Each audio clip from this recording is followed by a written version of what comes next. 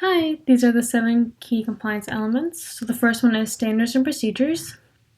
An example is there will be a set list of standards and procedures that all employees must learn and follow at all times along with the entity. The standards will be expected for the employees to follow and explain the behavior that is expected of them.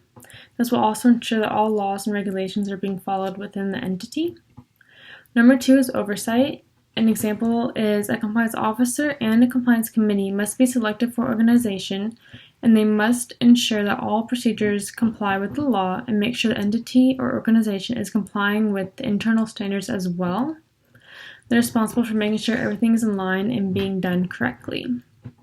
Number 3 is delegation of authority, so the screening of employees and contractors, etc. An example is before an employee or contractor or anyone else who's coming into the entity is hired, there must be a screening done on them. The screening will be done if the person is being considered for the organization or entity. Number 4 is training and education. An example is once an employee is hired, there'll be required training that they have to participate in within the first 30 days of their employment. It will be done at the facility and required to be done again every year to make sure everyone is up to date with the changes and educated properly in regards to fraud, waste, and abuse.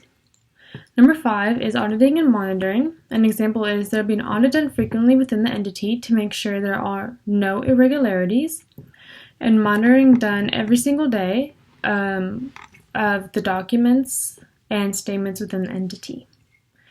Number 6 is enforcement and disciplinary.